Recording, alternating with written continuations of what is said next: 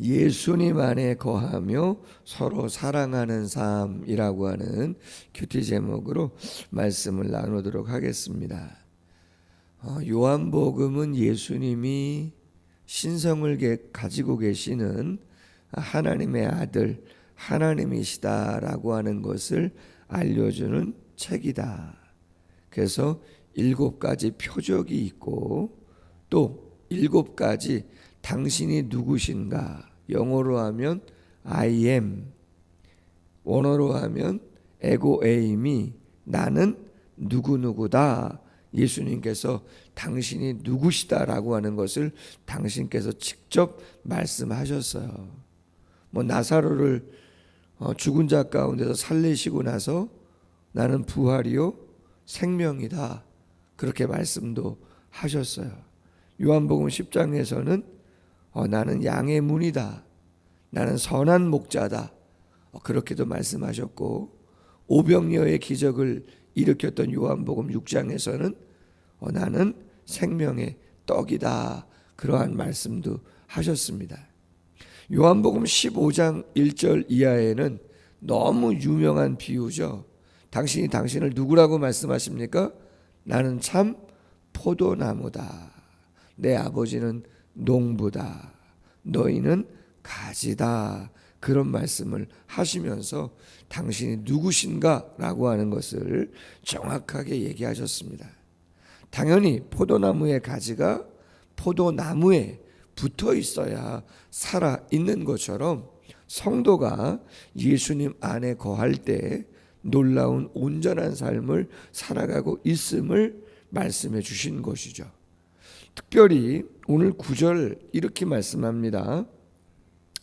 아버지께서 나를 사랑하신 것 같이 나도 너희를 사랑하였나니 나의 사랑 안에 거하라, 그렇게 말씀하세요. 여러분, 예수님이 당신의 사랑 안에 거하라 이렇게 말씀하셨는데, 이 사랑보다 더 귀한 것이 어디에 있겠는가라고 하는 생각을, 그러한 묵상을 다시 한 번 더 해보게 됩니다. 예수님의 사랑이 어떤 사랑인가? 우리가 너무나 잘 알고 있지만 예수님의 사랑은 우리의 죄를 다 감당한 사랑입니다. 여러분, 우리가 왜 힘들어하죠? 무엇 때문에 어려워합니까? 당연히 광야니까 어렵죠. 에덴인데 무슨 고민이 있겠습니까? 먹고 살아가는 것에. 거긴 아픔도 없고 죄짓기 전에는 미움도 없고 그런 게 없었잖아요. 근데 광야는 그렇지 않아요. 기본적으로 생존이 어렵습니다. 경쟁이고 비교고. 다 내만 같나요? 아니요. 다 내만 같지도 않습니다. 예전에 말씀드렸는데 한 30살 정도 됐을 때 결혼을 하고 거의 수원하고 용인에서 사역을 하다가 저 부산에 아는 목사님이 담임 목사님으로 청빙받아 가시는데 한 500명 정도 출석하는 교회였는데 같이 가서 좀 사역 좀 했으면 좋겠다. 계속 콜이 와가지고 같이 내려가서 사역을 한 적이 있습니다. 한 3년 정도 사역을 하고 올라왔었는데요. 이사 갈 때 돌아가신 어머님께서 2가지 이야기를 하셨다고 말씀드렸는데, 하나는 잘해라, 잘해야 된다.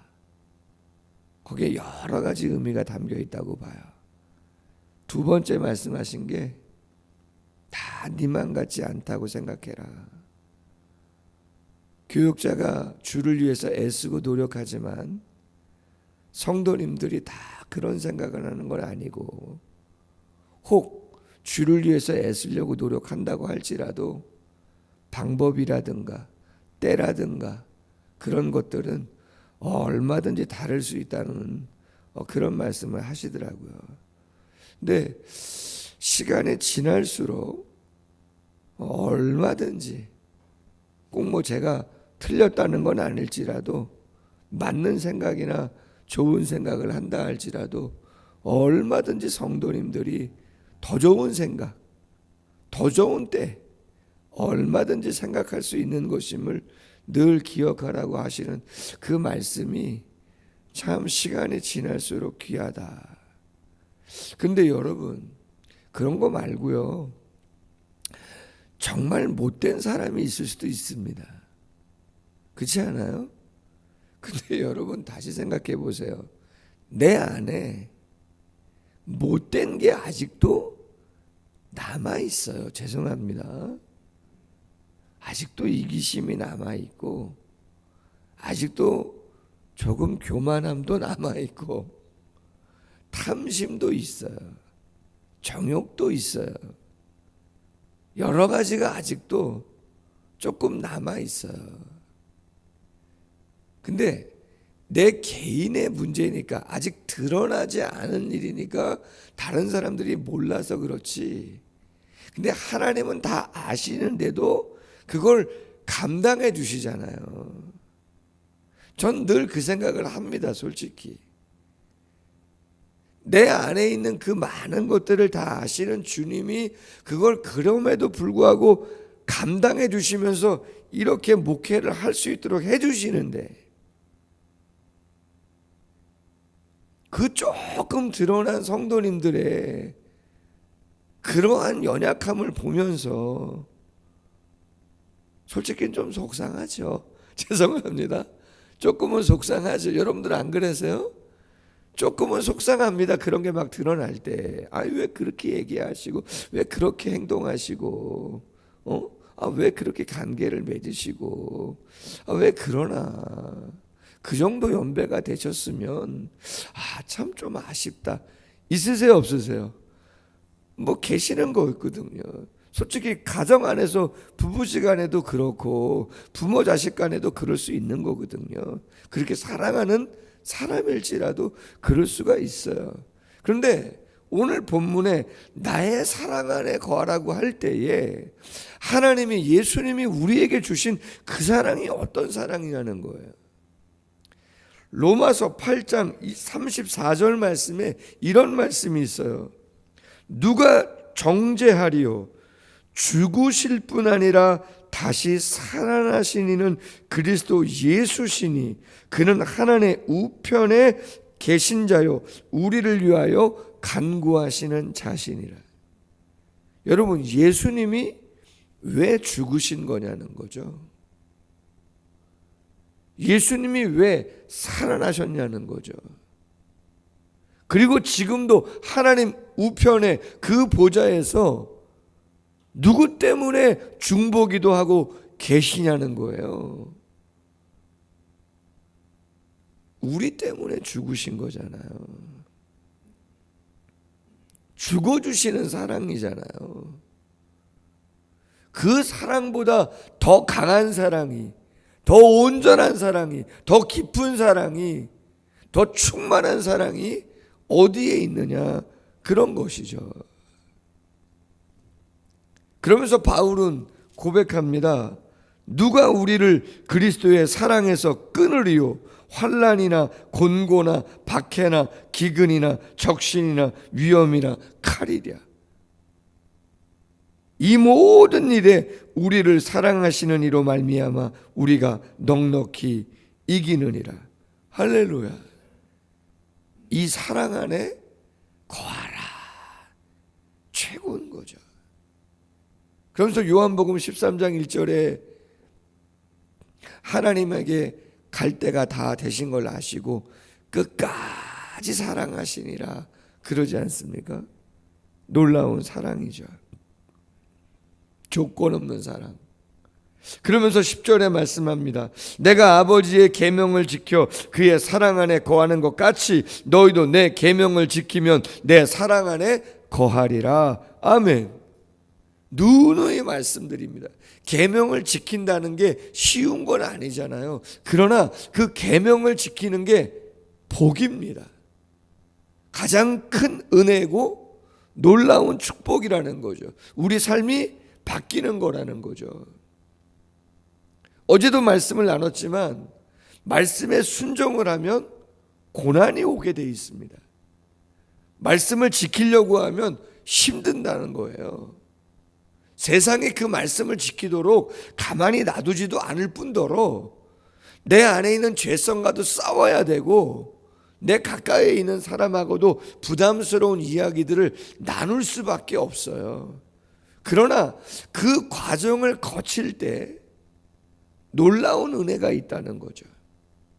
여러분 의아하게 생각하실 수 있는데 제가 신혼 초에 가정 예배를 드리다가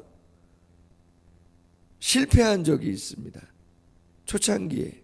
왜냐하면 저는 가정 예배를 드리면서 살지 않았습니다. 저희 아버님 살아계실 때나 저희 어머님 교회를 다니셨지만 가정 예배를 드리면서 살지 않았습니다. 그런 적이 없습니다. 가정에서 예배를 드리는 건 구역 예배 드릴 때. 예전에는 구역 예배를 집집마다 돌아가면서 하셨거든요. 그래서 가끔 가다가 그렇죠. 구역 예배를 드리면 집에서 예배를 드립니다. 같이 드렸냐? 아닙니다. 건너방에서 구역 예배 드릴 때까지 기다리다가 구역 예배 끝나면 간식이 있어요. 그러면 그 간식 먹으러 또 안방에 가서 간식 먹고. 그럼 왜 전도사 때 제가 결혼을 했는데 실패했냐? 저희 집사람은 늘 가정 예배를 드렸습니다. 안수 집사님이고 장인어른이 장모님 권사님이시고 했는데 가정 예배를 늘 드리셨답니다. 습관이 되어 있습니다. 전 습관이 되어 있지 않습니다. 되게 낯설더라고요. 사도신경을 하다가 그만 발음이 조금 이상했거든요. 둘이 드리는데 웃음을 참지 못하고 웃게 된 거예요. 발음이 이상하게 꼬였어요. 그래가지고 둘이 가정 예배를 드리다가 웃음을 참지 못해가지고 터져버린 거죠. 낯설게 된 거예요. 그래서 못했어요. 왜냐 요새는 가정 예배를 드리죠. 너무 좋으니까 어쩐 면에서는 이런 얘기 저런 얘기 기도 제목을 나누는데 너무 길어요. 이 얘기 저 얘기 하다 보니 무슨 말씀을 드리는 거냐면 낯설고 조금은 영적으로 써먹한 분위기가 조성되고 속에 있는 얘기를 이 얘기 저 얘기 하다 보면 꼭 좋은 얘기만 나오는 건 아닙니다. 가정 예배 때 이 얘기 저 얘기 다 하다 보면. 근데 여러분 그러한 시간을 거치면서 내 아내의 마음도 알고 제 마음도 알고 이런저런 자녀들의 생각도 듣게 되고 그렇게 하면서 변화가 일어납니다. 그냥 겉으로만 그죠? 그러한 어떤 관계가 아니고 좀 깊이가 있는 정말 마음을 나누는 그런 시간들을 갖게 된다는 것이거든요. 그러면서 예수님 마음, 예수님 생각 나누게 되어지고 참 아직도 멀었구나. 참 아직도 애쓴다고 하지만 쉽지 않은 거구나. 그렇게 생각이 되는 것이죠. 신명기 6장 24절에 우리 복을 위해서 계명을 주셨다고 되어 있어요. 신명기 10장 13절 말씀에 내가 오늘 내 행복을 위하여 내게 명하는 여호와의 명령과 규례를 지킬 것이 아니냐 그렇게 말씀합니다. 복을 위하여 우리의 행복을 위하여 하나님이 계명을 주시는 거라는 거죠. 계명이 힘들다고 이야기하지만 그 힘든 과정을 거칠 때 그 말씀 안에 계명 안에 담겨 있는 진정한 복이 있는데 그 복을 받아 누리라고 우리에게 말씀을 하고 계시고 초청하고 계신다는 거죠. 아멘. 조금 서먹하다 보니, 조금은 낯설다 보니 아이 그냥 하지 말자라고 생각하지만 아닙니다. 부부가, 자식과 성도가 그 말씀을, 그 계명을 다시 한번 직접적으로 대면할 때 그게 복이라는 거죠. 그 말씀에 순종하고 그 힘듦을 감당할 때 진짜 복들이 오게 되어진다고 말씀하고 계시는 거죠. 내가 이것을 너희에게 이름은 내 기쁨이 너희 안에 있어 너희 기쁨을 충만하게 하려 함이라. 할렐루야. 하나님의 기쁨은 온전한 건데 계명을 지킬 때, 계명 안에 있는 복을 우리가 느낄 때 진정한 기쁨을 경험하는 거다. 교회 안에서 누리는 기쁨의 성격은 그러한 기쁨인 것이다. 물론 먹고 마시고 즐길 수 있는, 세상에서 누릴 수 있는 기쁨 성도들도 누릴 수 있죠. 죄악이 아니라면. 그러나 그러한 기쁨 말고 차원이 다른 기쁨은 역시 말씀을 지킬 때 누릴 수 있는 차원이 높은 그러한 기쁨을 누릴 수 있는 것이다. 내 계명은 곧 내가 너희를 사랑한 것 같이 너희도 서로 사랑하는 이것이다. 사람이 친구를 위하여 자기 목숨을 버리면 이보다 더 큰 사랑이 없나니 너희는 내가 명하는 대로 행하면 곧 나의 친구다. 로마서 5장 7절 말씀에 의인이나 선한 사람을 위하여 용감히 죽는 이가 덜어 있다. 그렇게 말씀하셨어요. 누구를 위해서요? 의인이나 선한 사람을 위하여 용감히 자신의 목숨을 내던지는 사람이 가끔 있다는 거예요. 근데 예수님은요, 로마서 5장 8절 말씀에 10절 말씀에 우리가 아직 죄인 되었을 때, 하나님과는 영적으로 원수 되었을 때에 당신의 그 모든 것을 내어놓으셨다는 거잖아요. 그래서 제가 잘 부르는 찬양 중에 중고등부 때 그렇게 눈물을 흘리면서 불렀던 찬양이 나의 힘으로 당신을 사랑할 수 없네. 나의 가진 것으로 당신을 사랑할 수 없지만 주님이 주신 사랑으로 당신을 축복합니다. 당신을 사랑합니다. 아멘. 나의 힘으로 당신을 사랑할 수 없네. 나의 가진 그 모든 것으로 당신을 축복할 수 없지만 주님이 주신, 주님이 허락하신 놀라운 사랑으로 당신을 축복한다. 아멘. 그게 기도 제목이죠. 나하고 안 맞아요. 맞을 수가 없어요. 그게 축복인 것을 사랑하면 알게 되죠. 제가 지난주에 대신방이라 어느 가정을 갔는데 장성한 자녀가 같이 예배를 드리게 됐어요.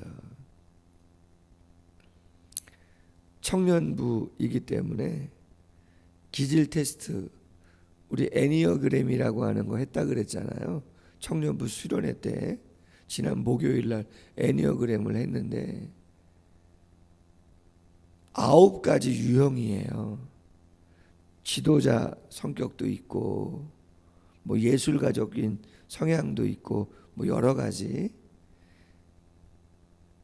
근데 그것을 부부라도 알고 결혼하는 거하고 연애를 7년 8년 해도 그걸 성향을 모르는 거 결혼하면 엄청난 시행착오를 겪는다. 제가 그래서 그 자녀분에게, 자매인데 누구야 너 나중에 남자친구 생기고 결혼하면 꼭 결혼 예비학교 꼭 해라. 반드시 같이 해야 되나? 따로 하는 거 별로 의미 없다. 같이 성격 유형 겸사도 꼭 같이 하고 가정생활 어떻게 해야 되는지 몇 가지 주제가 있는데 꼭 해라. 너무 중요합니다. 당신의 친구로 우리를 부르셨다. 이제부터는 너희를 종이라 하지 아니하고 친구라 하겠다. 종은 주인이 무엇을 하는지 모른다.